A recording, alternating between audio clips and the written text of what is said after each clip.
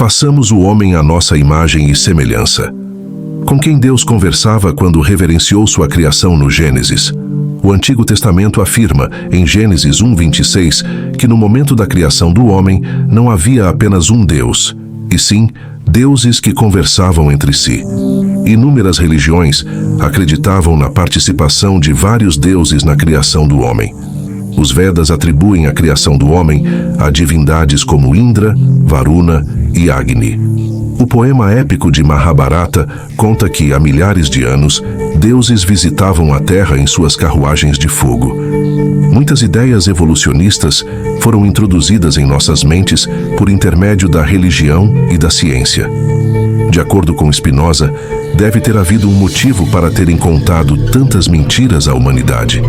Não há na mente vontade livre ou absoluta, mas a mente é determinada a acreditar nisso ou naquilo por uma causa que é determinada por outra causa, e assim ao infinito.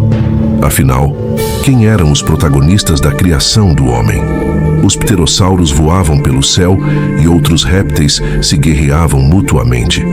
Quando os deuses da antiguidade chegaram à Terra, eles empurraram a porta sagrada da vida, trazendo as sementes da linhagem de Amélios, a mais pura descendência genética humana, para serem germinadas. Todavia, eles precisavam trabalhar com a polaridade de nosso planeta.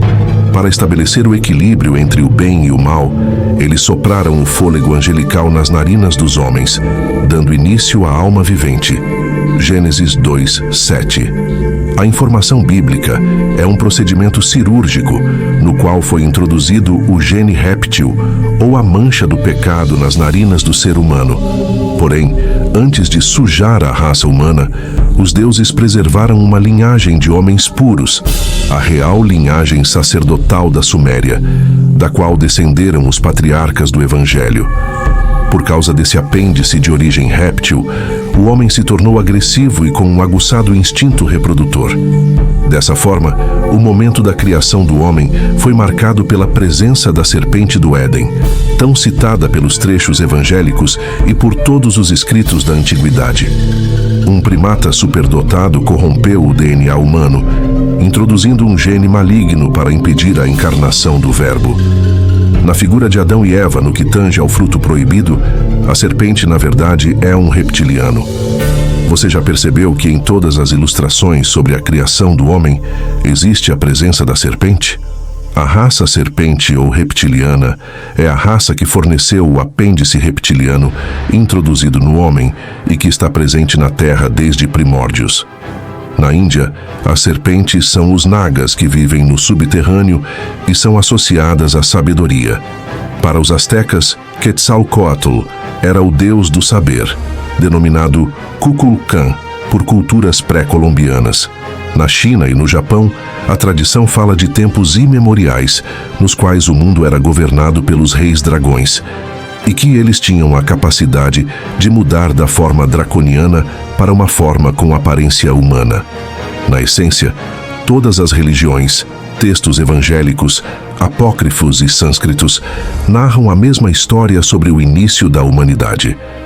Em todos os episódios da criação do homem, os textos mencionam a presença da serpente no momento da criação. A serpente é a representação da raça reptiliana, que esteve presente desde a criação do homem e pela qual herdamos o gene réptil, responsável pela agressividade do ser humano. Entre os animais, a serpente era notável. Entre todos eles, ela tinha as mais excelentes qualidades e, em muitas coisas, lembrava o homem.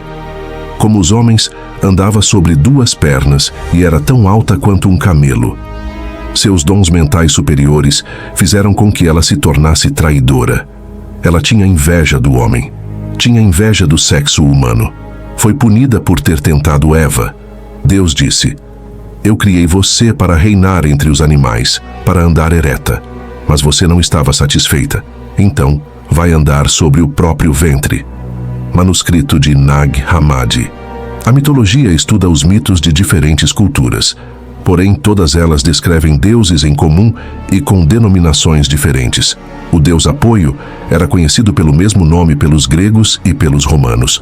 Ele viajava pelos céus, controlava o tempo, ensinava a astronomia e as técnicas de construção para os homens. Ele aterrissava sua nave no Monte Olimpo e decidia o destino dos mortais. Há semelhanças entre o deus Thor da mitologia nórdica e o deus grego Zeus. Ambos viajavam em carruagens celestes e portavam armas que direcionavam feixes de energia, capazes de destruir cidades inteiras. Os corpos deles estavam cobertos por uma pele córnea, que era brilhante como a luz do dia, como uma veste luminescente. Então suas mentes se abriram porque, quando comeram, a luz do conhecimento brilhou para eles. E quando viram seus criadores, eles odiaram-nos porque tinham formas bestiais. É pouco provável que civilizações de países distantes e de épocas tão diferentes pudessem inventar deuses em comum e com características tão peculiares. De uma coisa estejam certos: todos os deuses citados pela mitologia possuíam formas bestiais que em nada se assemelhavam aos homens. Então, por que afirmam que o homem foi criado à semelhança dos deuses? Eles semearam na terra a linhagem de Amélios, considerando-a tão evoluída que ficaram temerosos de que a sua inteligência se sobrepusesse à deles. Foi por isso que eles introduziram o apêndice reptiliano no homem, a fim de que a glândula pineal, uma glândula do cérebro humano, se atrofiasse, definhando a capacidade intuitiva e aumentando a agressividade do homem. Com o estímulo agressivo aguçado, a raça humana se depredaria mutuamente, não aumentando tanto em termos populacionais. Porém, o apêndice réptil também estimulou a vontade que o homem tem de procriar. O estímulo de procriação aumentado preservou a raça humana ao longo dos tempos. Os raros amélios, que foram preservados da sujeira do DNA reptiliano, originaram os hebreus, uma raça evoluída que viveu na Terra. Foram esses que escreveram o Torá, os 5 primeiros livros de Moisés e também parte do Antigo Testamento. A linguagem utilizada nesses livros foi uma linguagem santa, em que cada letra é um símbolo representando um arquétipo, e suas letras compõem uma figura geométrica, a qual é a mais fidedigna forma de cada entidade espiritual, que ainda permanece em algum lugar do universo. Esses homens foram os sacerdotes da tribo de Levi, homens de linhagem pura como Moisés, Abraão e outros patriarcas. Eles foram os privilegiados com a vida longa, chegando a viver em média 600 anos. Geneticistas descobriram uma particularidade comum na ancestralidade israelita dos sacerdotes judeus descendentes de Abraão. A particularidade do DNA desses sacerdotes foi chamada de haplótipo modal Cohen, o CMH. O fator hereditário era tão valorizado em tempos do Antigo Testamento que apenas os descendentes de Moisés e Abraão podiam se tornar sacerdotes do Templo de Jerusalém. Essa regra foi implementada desde o primeiro tabernáculo até a destruição do templo por Tito, no ano 70 d.C.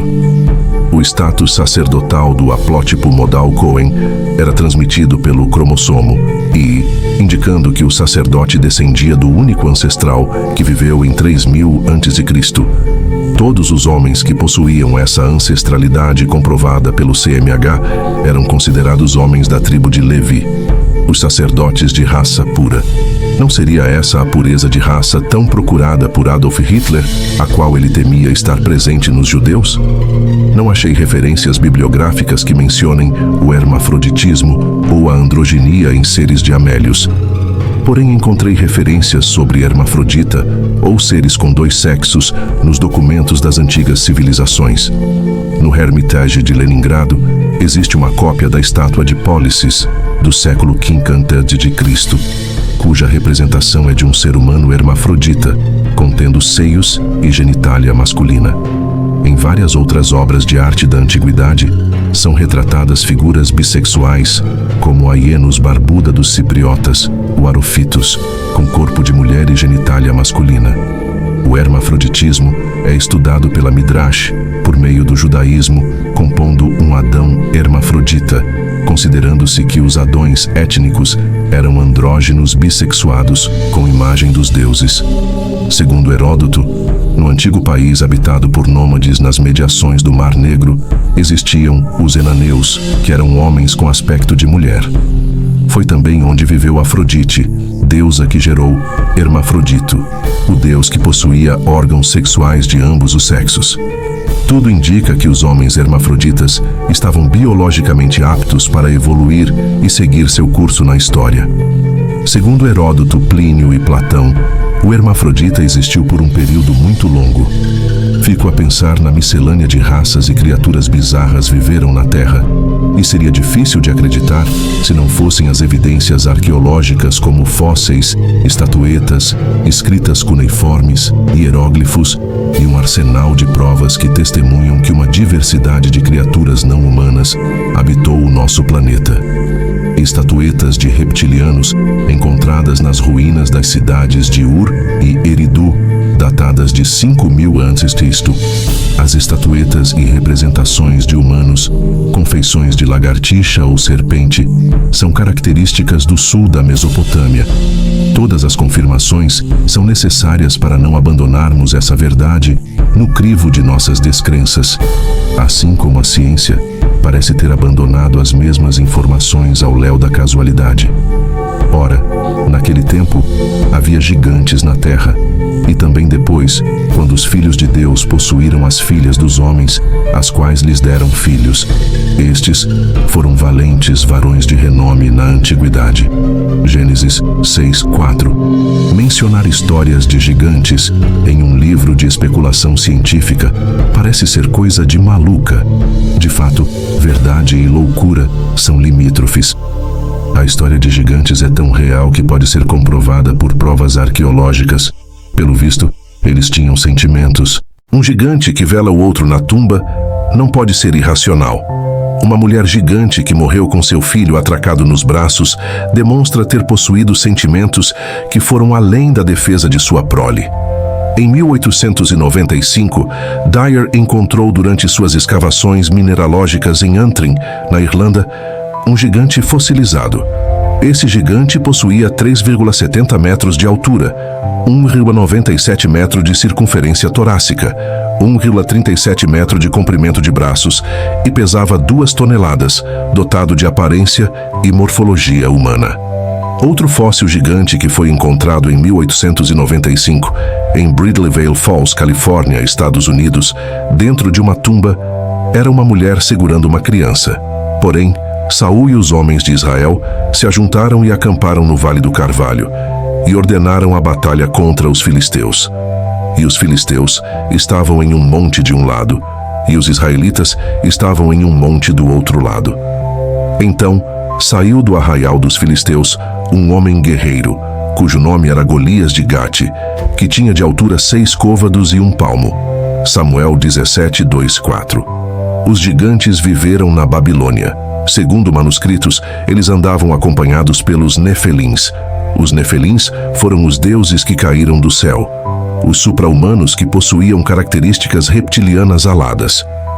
As histórias sobre essa arcaica raça de deuses são tão antigas quanto a própria história da humanidade. Aparecem no contexto cultural religioso das grandes civilizações da Suméria, Babilônia, Índia, China, Japão, México e América Central. A civilização egípcia adorava mais de 365 Nefelins. O termo Nefelim aparece 2 vezes na Bíblia hebraica.